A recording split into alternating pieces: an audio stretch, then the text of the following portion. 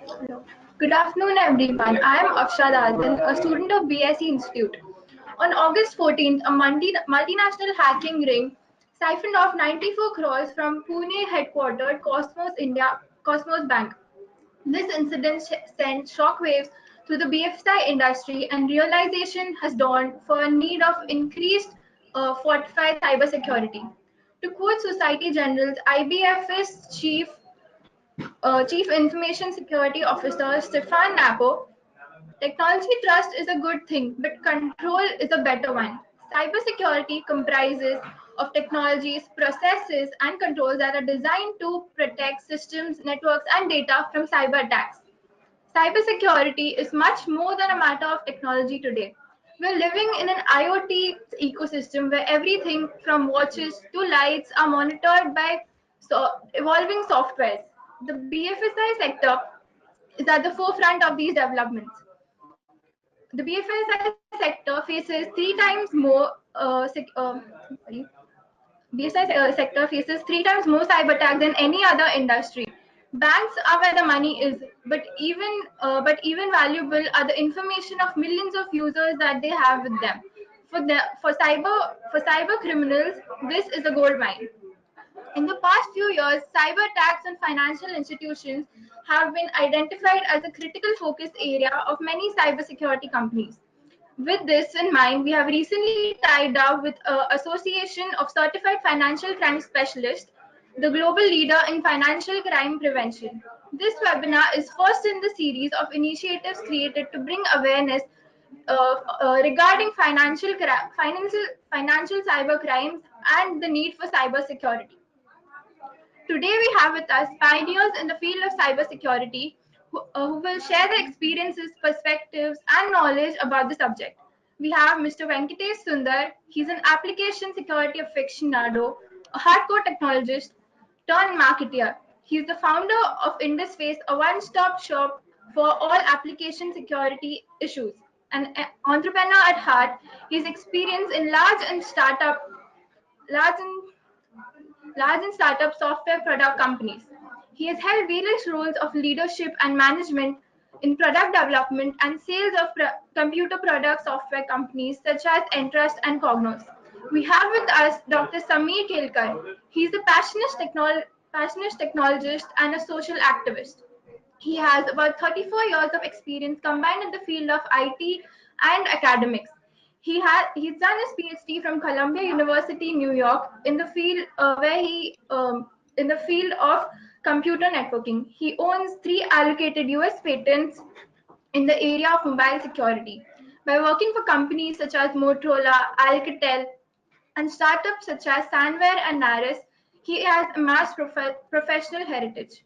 He spends time consulting in the area of security. He's trained and consulted for the likes of Canara Bank, MTN, Teknotrends, TCS, GE Healthcare. Now I'd like Mr. Venkatesh and Dr. Samir to please take over. Thank you. Okay, I start with a quote from Mukesh Ambani, data is the new petroleum. Mukesh Ambani has made a lot of money on petroleum. So when he says data is the new petroleum, you can imagine the importance of data in the 21st century.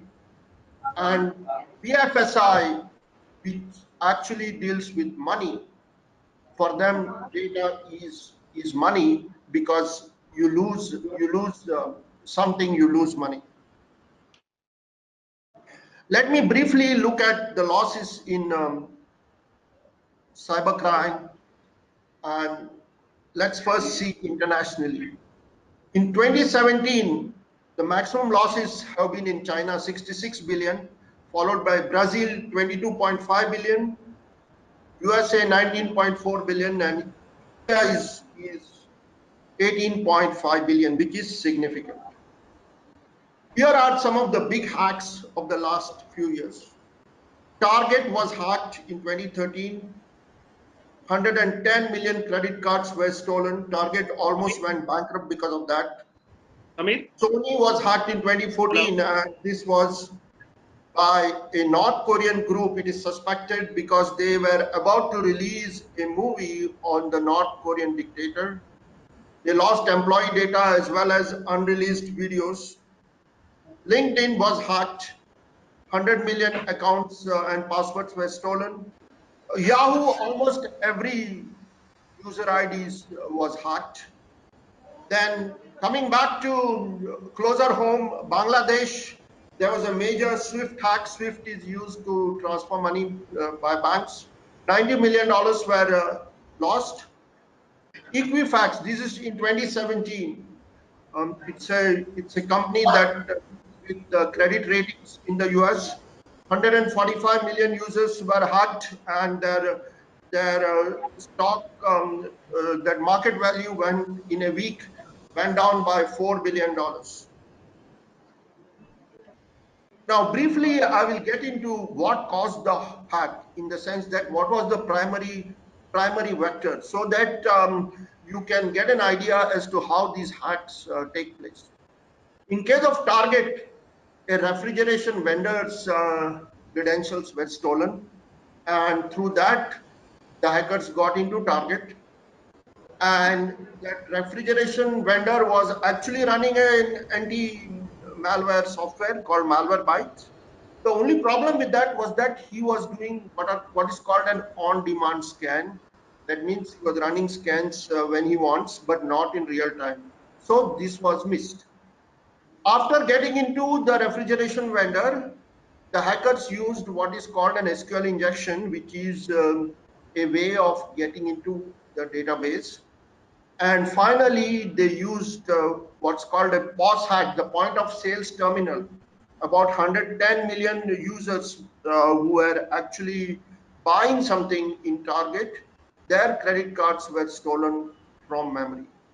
Interestingly, Target had a very good anti-malware software called FireEye, which actually gave alarms, but the alarms got lost in prior attack. In case of Sony, which was a hack by the North Korean group, they sent an Excel sheet to a user with malware inside as the macro, and the user clicked it, and then malware was introduced. In case of Yahoo, again was hacked by a phishing mail. LinkedIn, it's not clear how they were hacked, but the problem was that there was no salt to the password hashes. Now, when you are actually doing a password, what is important is to not just encrypt the password, that is turn it into a hash, but there is also something called a salt. Today, what hackers have done is, for every possible password, they already know the hash. So from the hashes, by using a reverse lookup, they can find the actual password. But hence there is this concept called salt, which has to be unique to each user and random, but LinkedIn didn't have that. In case of Equifax, it was a simple vulnerability in the web server Apache called the Apache struts vulnerability, which they had not patched. So the key here is that there are all kinds of ways by which hackers get in. They can send a phishing mail. They can use a vulnerability, and many other ways. In the US, for instance, cybersecurity is huge. In 2017, funding for cybersecurity companies in the US was $6.6 billion. Briefly concluding about the hacks, we can think of a number of things. One is antivirus is passe. Antivirus evolved in the 90s, but if you use like a Kaspersky or a McAfee scan, you will notice that they are based on signatures. That is, they identify viruses based on unique byte patterns. And nowadays, hackers know how to get around that, so byte patterns don't work anymore. So what's needed is what I have written in 4.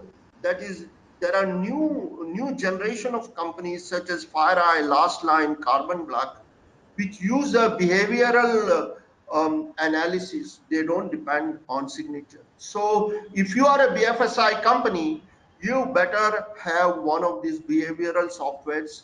Antiviruses can be fooled. The other thing is, of course, the phishing mail or an attachment. That is still a very important vector today, and that's obviously Windows are more vulnerable because you can just click and run executable, which you cannot do in Mac or Linux. So it's preferred you use a Mac or a Linux. And finally, number 5, prioritization of alerts still an issue. Any sophisticated software gives like thousands of alerts, and to figure out which is the important alert, and especially that happened in the case of Target, that the important alert got lost the in the milieu of alerts. Now in India, things are happening on the hacking front. About 2 years back, some banks were hacked using ransomware, and they lost a couple of $1 million. You know, about I think 2 years back, 29 lakh credit cards were stolen. Yes Bank was the main where it all began, but even State Bank of India lost money. And we know last month Cosmos Bank was hacked, about 94 crores. Now, it's not exactly, see, especially in case of Cosmos Bank, which is a very fresh thing here. It is said that the ATM switch got hacked using some unknown malware, but we don't exactly know which malware was used, as well as whether a phishing mail was used. So now I will get into more into BFSI, and we are basically getting into digital India. Digital India is here to stay. Everything is going on the web. Payments are going on the web. So India is very aggressively into BFSI, and these are the areas in which India is highly digital: banking, e-wallets. Bitcoin companies have come up, and that's where another serious vulnerability lies. Now there are companies where you can get loans on the web. Then there are payment gateways, and we have UPI where using a mobile you can transfer money. Besides this, of course, we have the stockbroking companies and insurance companies. So the spectrum of BFSI is pretty wide. What should CISOs do? So that's the question that I'm going to look at, especially what should BFSI CISOs do. Of course, they should look at the enterprise security. But enterprise security today is not just network security. Every enterprise has a Wi-Fi, and today Wi-Fi is a major vector for getting in. Okay. Traditionally, people used to do what is called a vulnerability assessment scan and a penetration testing. That is, if you are running a server such as a web server, you ensure that it is patched with the latest patches. But nowadays, what happens is that people use smartphones also at work. So there is a new area called MDM, mobile device management. That's because people use the same smartphone for their personal use as well as for enterprise use. So when they go home, they might download a vulnerable app.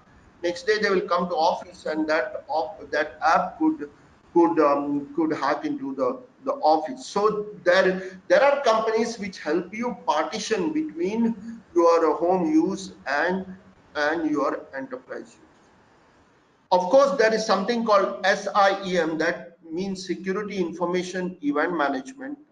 Especially for BFSI companies, it's important that you have a sophisticated SIEM system. Basically, what SIEM system does, it gathers logs from all the devices, from your firewalls, from your intrusion detection system, from your anti-malware devices, and then they are correlated in real time to see if there is any hack. Of course, there's a new area called endpoint security. That is your malware detection device on which is which, as I have said, the antivirus is passing. There are a lot of new developments right now, and one of them is the development of cloud.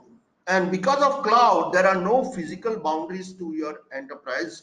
You might be, having some servers in AWS, Amazon, or in Azure.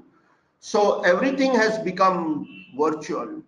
So not just you need to have firewalls and IDS, which is intrusion detection system, which is actually called layer 3 in your protocol hierarchy, but you also want what is called level 7 firewalls, which are web application firewalls, and later Venkatesh Sundar from Indusface will talk about them. They have a WAF application.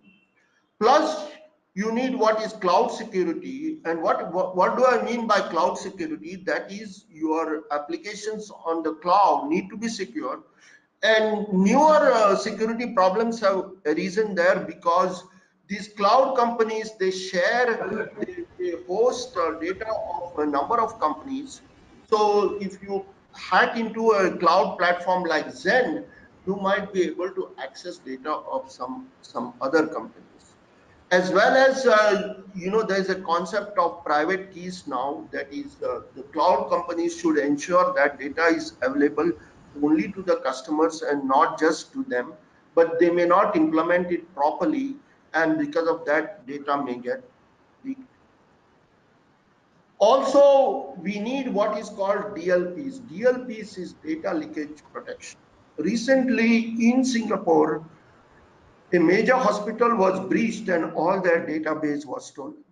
Now, when database gets stolen, it is easy to note that the data that gets out of the database will be huge, which will be not what is normal. How does one detect that? And for that, there is a new area that has come, which is called machine learning. Machine learning, in very simple terms, tries to tell you what are the patterns, regular patterns of your data going out or data coming in. Like, for instance, in a normal hospital scenario, you will have certain patients coming every day, and there is a certain pattern of access of database.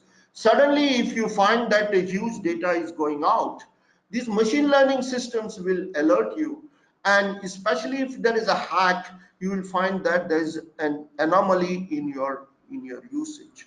So machine learning can be used not just at a DLP but also at SIEM. There are companies which do machine learning, so that's another thing especially BFSI companies can consider.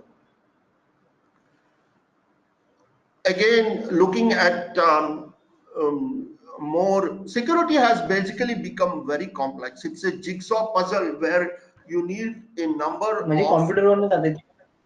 Hello? Yes?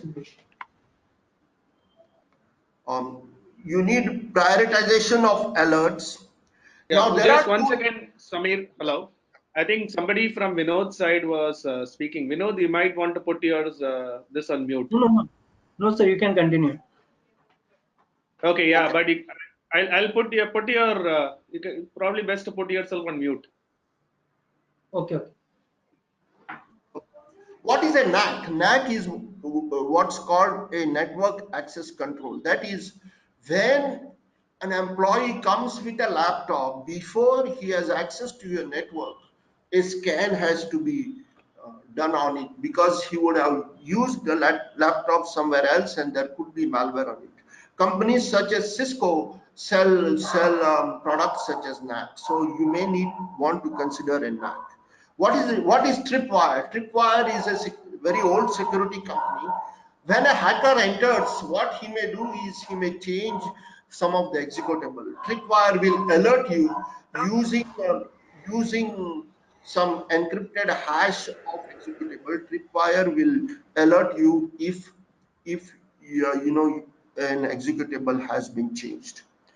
Another way nowadays security threat is what is called a DDoS attack. That is a distributed denial of service attack.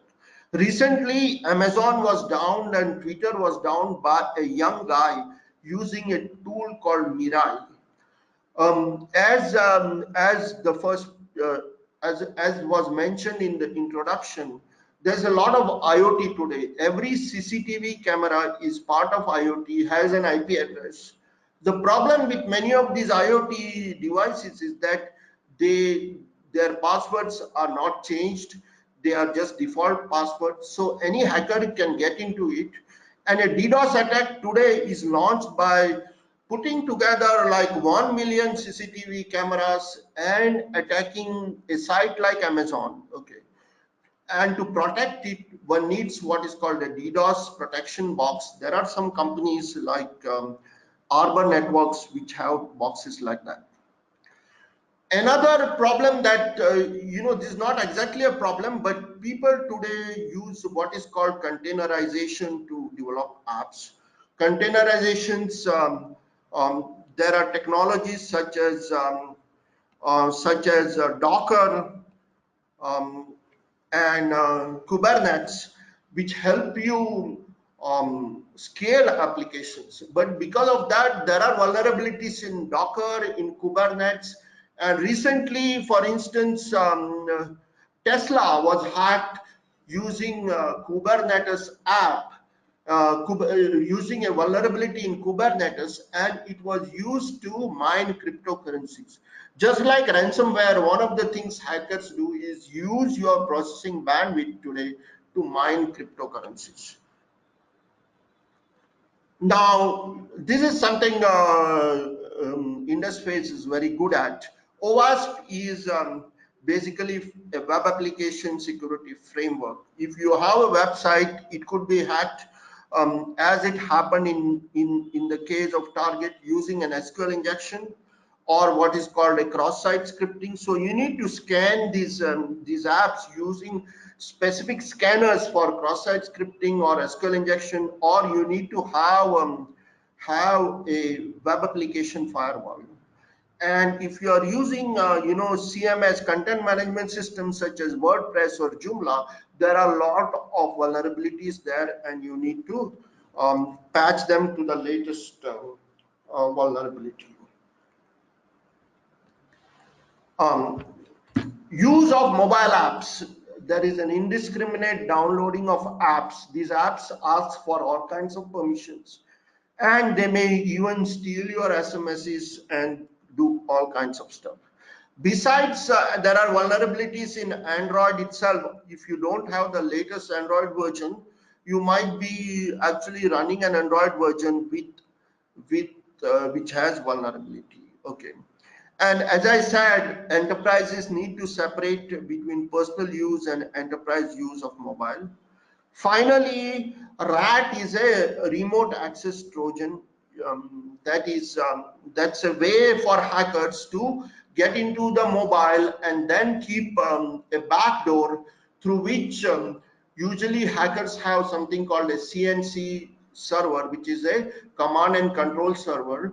So they keep in touch, and then they use your mobile to either steal information or to launch a bigger attack. So that's called a RAT, that is a remote access Trojan. Let me get a bit into specific observations for BFSI. Okay. Today, we are used to using mobile number for security. We assume that the moment we send an OTP and we know the person's mobile, we are secure, which is not really true. Mobiles have something called an IMSI, which is an International Mobile Subscriber Identity. Okay. There are tools which are called IMSI catcher. Basically, what they do is they fake your mobile tower. Okay. So if I run an IMSI catcher, all the mobile phones in the neighborhood will connect to that tower, and I can not just listen to their conversations, but also steal their SMSs. There's a company, Israeli company called Verint, which sells an IMSI catcher. Obviously, it's an illegal thing, but hackers do illegal stuff. So also hackers can build an IMSI catcher within a couple of $1,000 using open source So, and this is a very serious vulnerability, which unfortunately no one has looked at in India, as well as there is no no. If you are using just a mobile number or a SMS text, there is no way out of this. Again, a lot of companies and mobile apps which are very famous also use a 4-digit OTP, and there is no lockout. So it is possible to write a Python script and try all the 4-digit OTPs as a password right from 0001 to 9999, and if there's no lockout, you will be able to get in. Okay. Wi-Fi hotspots have, most of them, 99% of the routers have a vulnerability called ARP spoof. I have found that most airports Wi-Fi are vulnerable, and the companies which run the Wi-Fi are not really interested in fixing them. High net worth individuals use this Wi-Fi.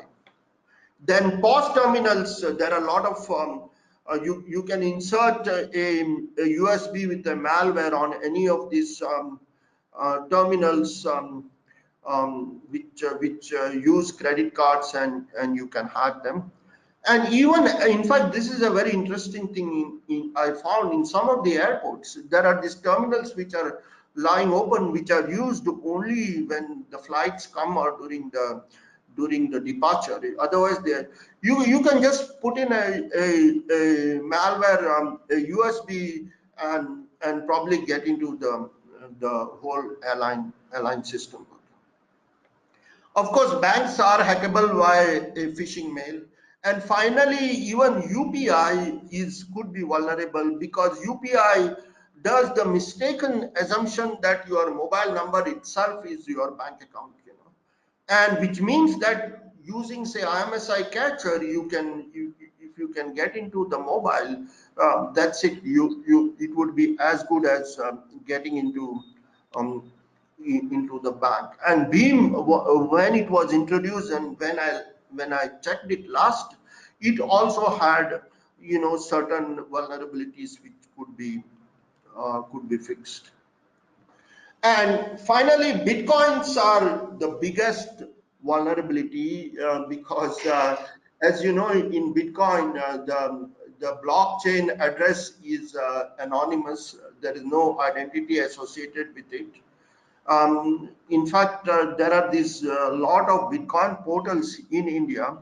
For instance, you just change you buy a domain name with a small spell check, and you will get people logging into your domain, and you just pick up their data and pass it to the actual portal. And at least banks have a concept of a payee, and they have improved security in the recent years. But in case of Bitcoin, there is no concept of a payee. You can send Bitcoins to anybody. Okay. So, and it is important to track regular IPs of a customer, which I don't think even banks do to an extent, because it's which is important. Okay, I think I'm done here. Um, so I will now pass things to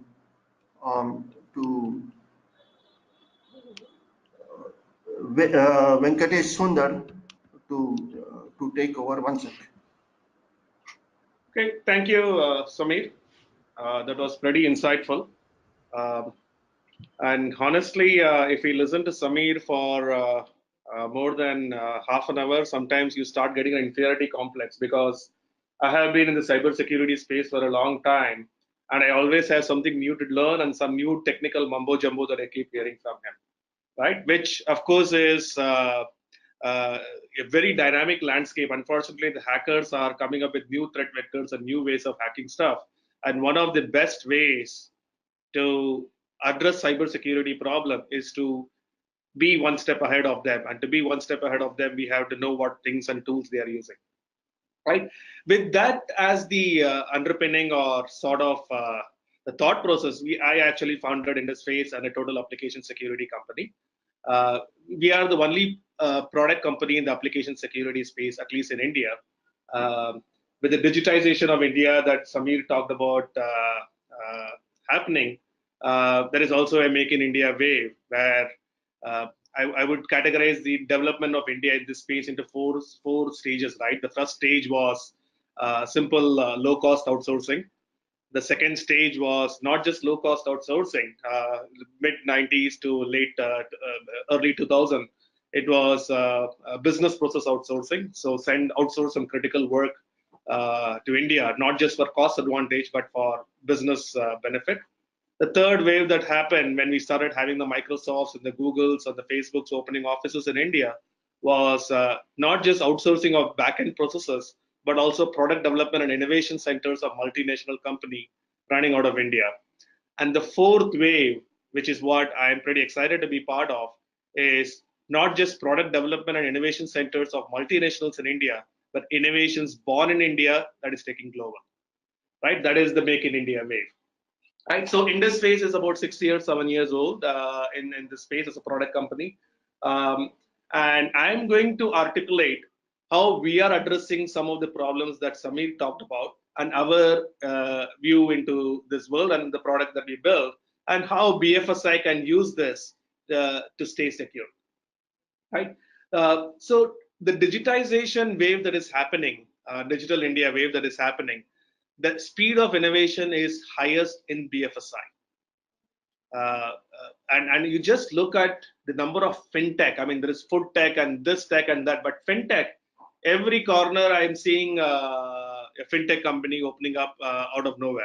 Consumer lending is growing at phenomenal pace. Like if you look at BFSI segment in the market, only 20% of the Indian population has some sort of a credit history. But consumer lending is trying to address the 80% population which is new to credit.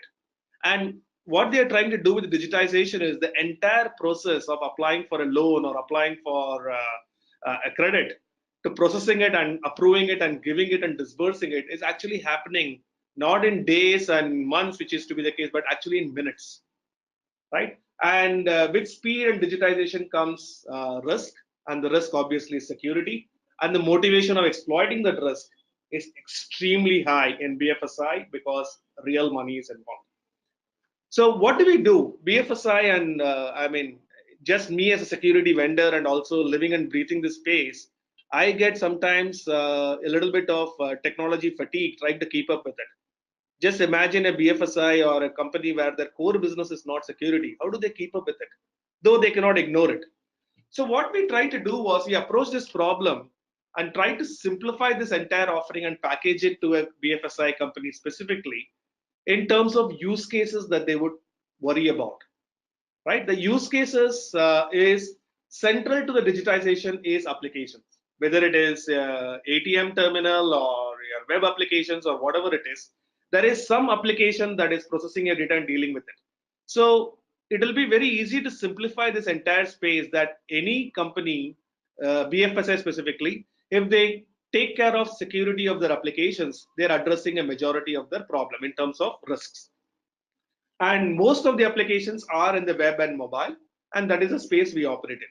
Now, I double click on this a little bit further and ask myself, what is it as a business owner that you would care about from a security standpoint?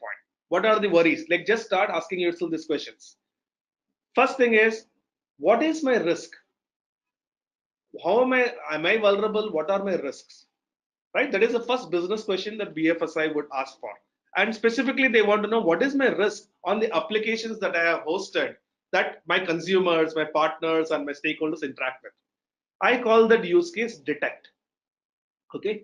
Then the second question that comes to a business owner would be, okay, now at least I know my risk, with monitor, where the experts have to monitor it and keep the detect, protect up to date. Detect, protect, and monitor is the three use cases which we offer as a benefit to the customer, where we tell them that you run your business and we will continuously keep updating you on what is your current risk posture, what is being done to protect them, and how do you keep yourself updated and stay one step ahead of the hackers. So I'm going to double click on each one of these use cases and what does it mean, right? So detect. Detect is basically you have your application and sorry, you have your application and you have to make sure that you have a complete understanding of what is the risk. And by the way, the first step that a hacker does is also a detect. They are not going to shoot in the dark. They are trying to start probing thousands of websites and applications to find out what is the weak link that I can do a targeted attack and exploit, right? So the hackers are doing it across applications, whereas you have to worry only about your application. That way, if you do it exactly what the hackers are doing, but you have an unfair advantage over them because you can certainly do it more comprehensive than they can because you have to worry only about your application, whereas the hackers is trying to do a volume game of trying to find a weak link of detection and then do a target. So you can do a comprehensive application security testing where the comprehensive has to have two things. One is it has to be in-depth and it has to be frequent. And what we do is we offer a combination of automated and human approach to it, where we have an automated scanner, which you can always run on your public facing application and get a very centralized report of what are your risks. Whenever your application goes through major changes, you can do a manual penetration testing, which is a human who will come in and do a manual assessment. So I will give you an example of automated and manual, right? Any web application that is typically going to be user input, and that user input will translate into some sort of a processing by the backend, and then there is a workflow that is built around it.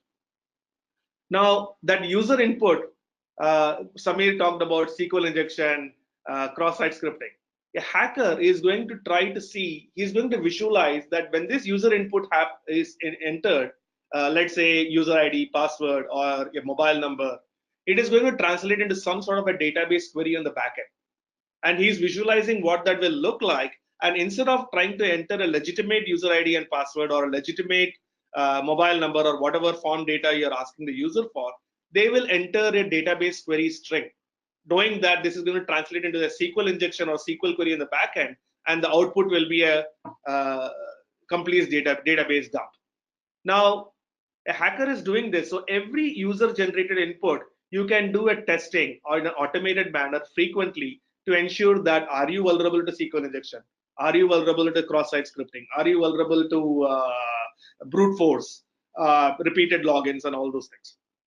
That can be done on a frequent basis so that you get an understanding of your risk and take action immediately to fix it. A hacker is not going to do the scanning every day, whereas you can do it more frequently than a hacker, with the likelihood of you finding out your risk before a hacker finds it and exploits it. The second use case in terms of manual testing, as the example I would give is, let's say it's a banking application where you're trying to download a statement. You log in as, let's say, Samir, and you go there and download your statement for the last 1 month. If you actually observe on the browser, you will see that there will be a query parameter that will say that document ID is equal to so and so. What a hacker might end up doing is they will log in as an authenticated valid, they open an account, log in as a valid authenticated user, but they will modify the query parameter to, let's say, download Venki's document. This is something that cannot be done through an automated application because it requires a context of what is your application, what is the flow, what does this query, oh, it is a statement download. And then think like a hacker and then think about what are all the parameter manipulation that you can do to download somebody else's statement. And once you download somebody else's statement, it has got phenomenal amount of data in that statement, which can be used as a basis for you to actually, like I gave an example of consumer lending. You can take those statements and you can use those data and create fraud in the consumer lending application where you can get a credit approved for you without actually having the intention of paying, right? So manual penetration testing with human approach is needed for depth. Frequency with automated approach is needed for at least the baseline is covered. So continuous scanning with in-depth manual application, and then you get a report on a continuous basis that what is my risk. You can be one step ahead of the hacker in this space because you can do it much more comprehensively and much more frequently than a hacker can do, with the intent that you will be able to find and fix before the hacker can find and exploit. That is one of the most fundamental premises that BFSI has to follow, especially BFSI has to follow to make sure that their applications are protected. I just wonder if Cosmos Bank and the targets and all the application examples that Samir gave, had they done this process, periodic assessment of their applications, periodic assessments of their point of sale terminals, and make sure that they have a process in place to fix it as soon as it is done, the window of time for a hacker to exploit is significantly reduced, and hence the risk is mitigated. Now, detection alone is not enough. Protection is going to be important. Now, one might ask, I am doing a detection on my application. Why do I need to protect them? I mean, I will fix it in my application. What is this protection? Are you going to fix my code? The reality in the application landscape today is no application is an island. You might be having a consumer lending application, or you might be having a banking applications for doing fund transfers and opening up accounts and all those things. But if you start peeling the layers of onions in terms of the number of the entire technology stack, your application itself is running on a third-party operating system. It is running on a third-party web server. It is interacting with third-party web services based on which you are providing a simple service to your consumer. So you might be able to take care of only those things that you control and develop. In fact, even those things you might have outsourced to some third-party contractors who may not be able to fix them in a timely manner. So this is where we decided that if you're doing the detection, and if we provide a layer for all the and intercept the interaction between a consumer and the application, which typically happens over HTTPS, or from browser to server, till the time you protected an application, we can also protect them instantly, right? So protection is important because in spite of having the intent, here's some real stats that we have based on my 6 to 7 years of experience.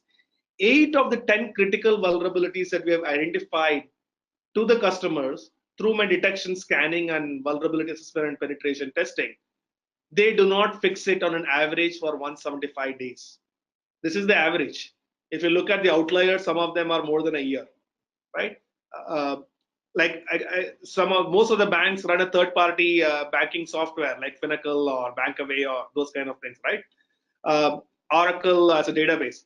One example I have is a stored procedure SQL injection vulnerability on Oracle. It takes minimum of 3 months to 6 months before they release a patch for it.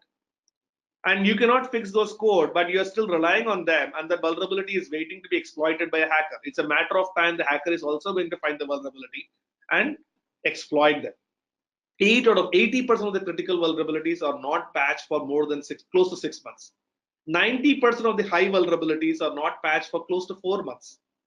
Patching the applications is indeed costly because you don't control all of it, because you have dependencies on third party, right? So detection alone is not enough, because in spite of you having a very agile development team, assuming you do, you would still not be able to address all the risk.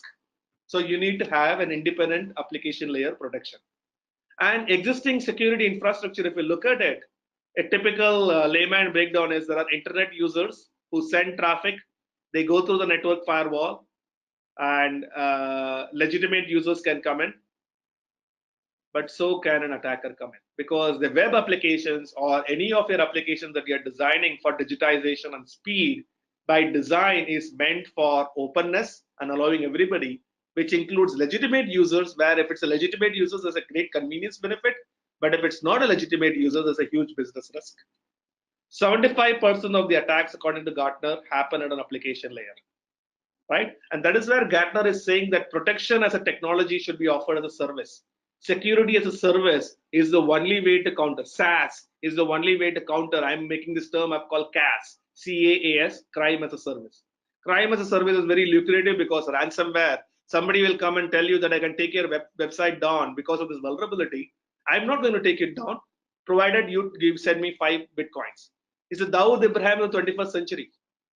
Ransomware, like instead of putting a gun on somebody's head, they're doing it in a more sophisticated white collar manner, but the fundamental crime and intent is same, right? It's basically holding somebody ransom to pay up, right?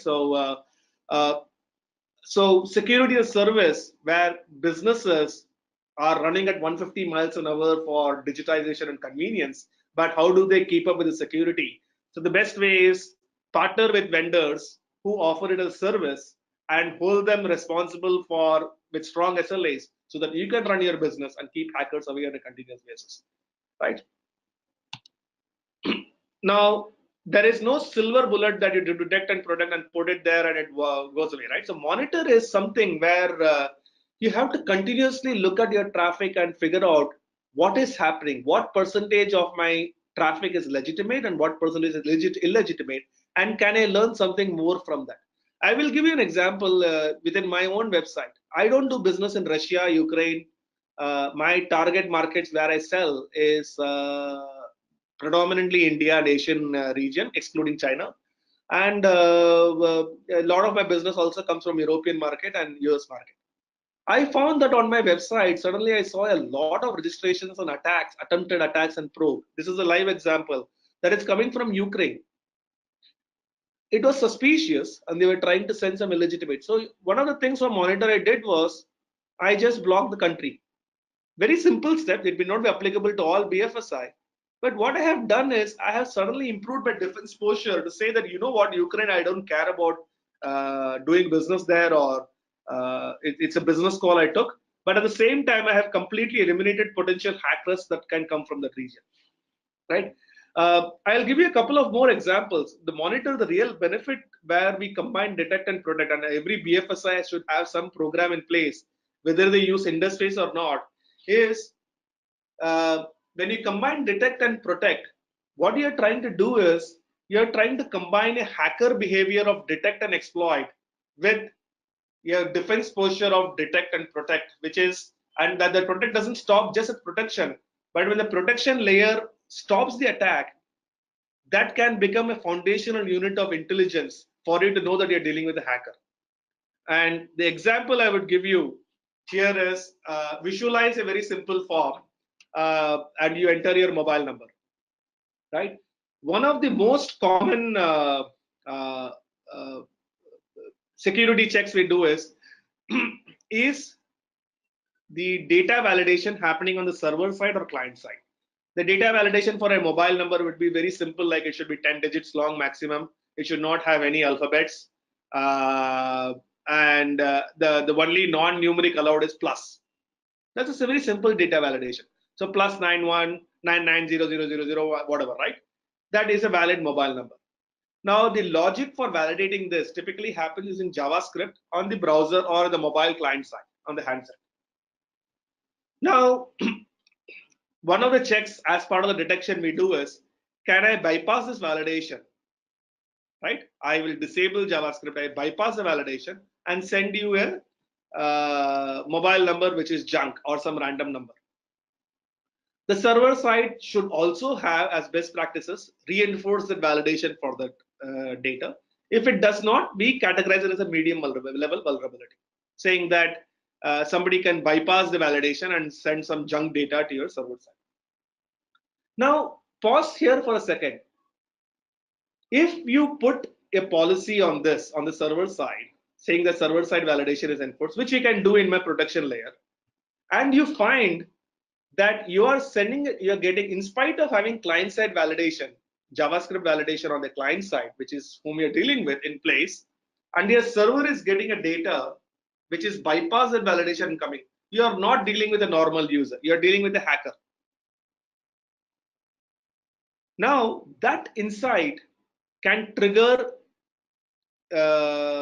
further defense posture, saying that can you block that IP, can you block that session, can you block that user, because that user has not gone through a normal browsing behavior. He has bypassed the client-side validation and sent you an incorrect payload, right? That insight is going to give you an unfair advantage to dynamically do more aggressive defense posture against the person you're dealing with.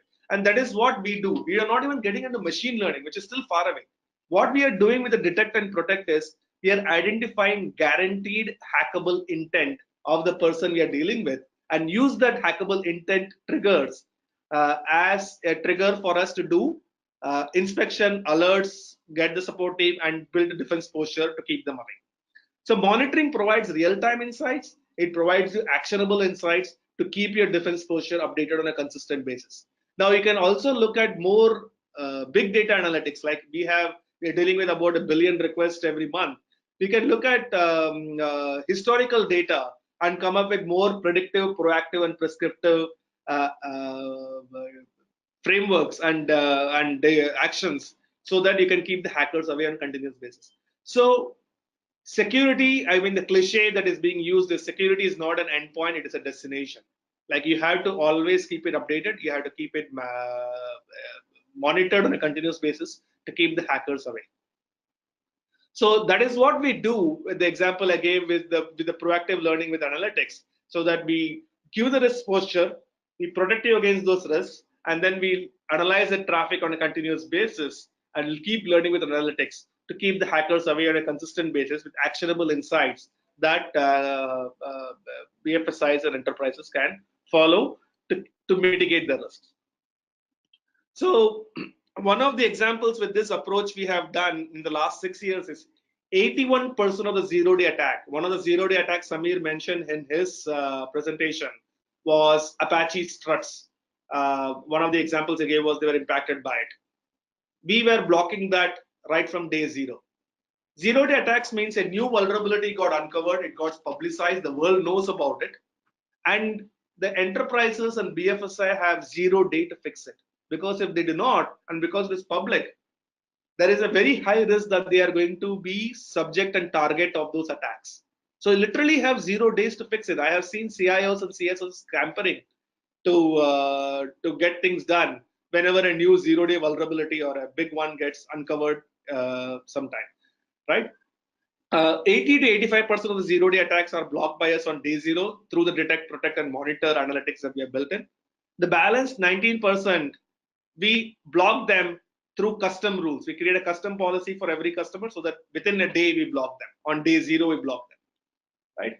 So, so a managed security vendor partnership for an application is probably could be one of the right strategy, especially for BFSIs who do not have the bandwidth and the in-house skill sets and maybe the budget, but more importantly the time to do all these things on their own.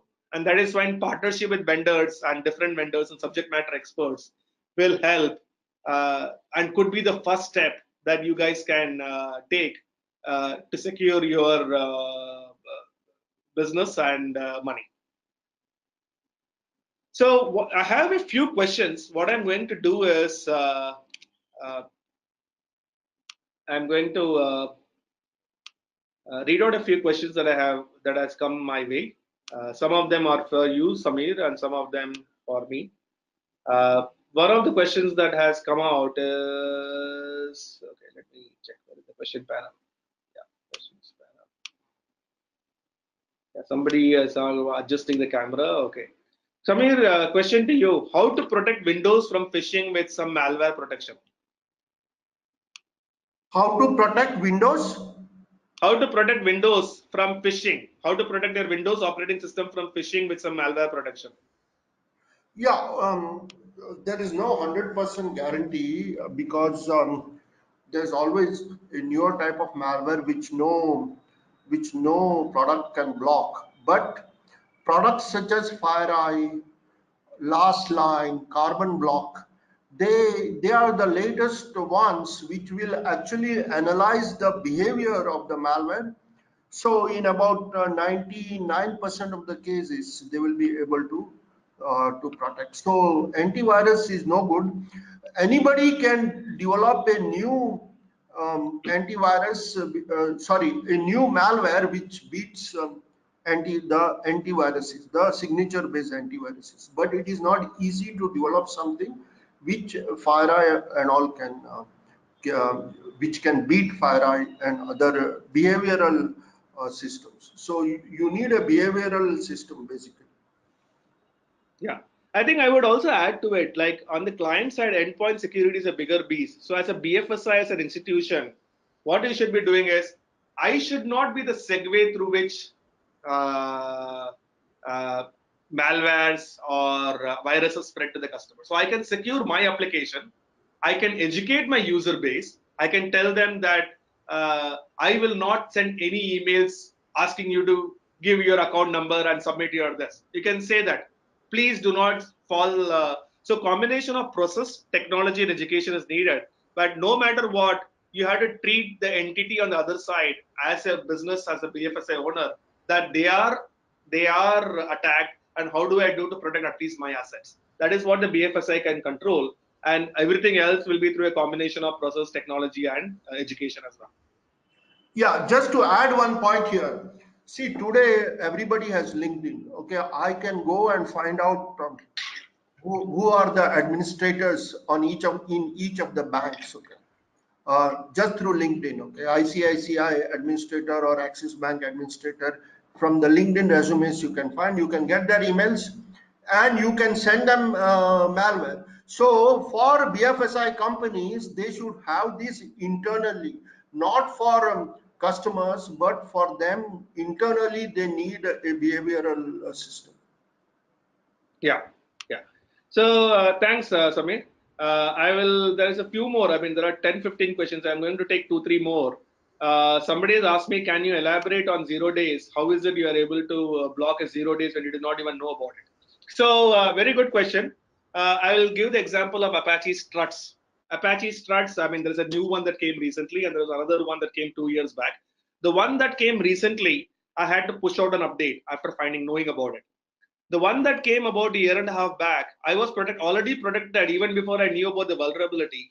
Because if you think about it, all this 0 day, it is talking about a new vulnerability on a platform like Apache Struts, which is a framework. But the attack vector was something that was already old. In the case of Struts, the old one, it was command injection, like where I can do a command injection and take control of the entire system. So we already had policies in place that an application layer, I cannot try to do a remote command injection. So even though I did not know about struts at that point, the attack vector and the payload that was used to do the exploit was already protected by us, provided a struts enabled framework or application is behind my web application firewall.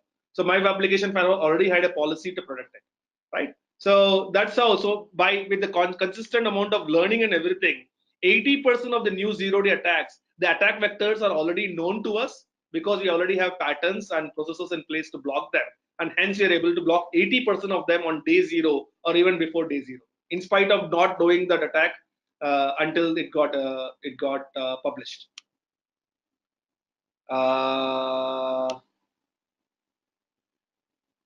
Nikhil Chandra, is it the behavioral analysis? I think let me look at endpoint security. What about endpoint security for legacy systems? Amir, you want to take it? There is a question that says, what about endpoint security for legacy systems? Legacy systems meaning what? Windows 98 or actually it's best that they are not used. Windows XP, for instance, has been discontinued. There are no patches itself available, and one of the big problems is that many ATMs still use Windows XP. So I think there is no solution for that. In fact, you are becoming a sitting duck if you are using Windows XP and things like that. Best is to kind of go to at least systems where there is at least third-party support, if not Microsoft support. Okay. All right. I'll just take one more questions, and each of the questions I will review them and send it to you, Samir, so that we can respond by email as well to all the questions. I'm just going to take one more question in the interest of time. It's 1-5 right now. Can hackers from Ukraine using a proxy or a VPN still send data to your website or server? So again, the example I gave was I blocked Ukraine, but somebody from Ukraine can go to a proxy and absolutely they can. But what we do is we also can blacklist a bunch of proxies, right? K proxies and IPs can be blacklisted. IPs coming from those Tor networks, Tor IPs. So you keep building an intelligent database of proxies and IPs and everything, and start building a defense posture to keep them. Is it a bulletproof solution that will block everything? No. But is it a step ahead and building defense layers? Yes. And that is a continuous process that we have to do. Yeah, some sites do block, say NordVPN and Tor networks, but not all sites do that. But that's a interesting way to kind of beat the security. Use a use a home brewed proxy, for instance, yeah, or a VPN. Thank you, Samir sir and Venkatesh sir, for such an insightful session. Thank you to BSE for providing us with this platform, and I hope all the participants gain a lot of information. Have a great day, and do remember to change your passwords. Bye. All right. Thank you. Bye.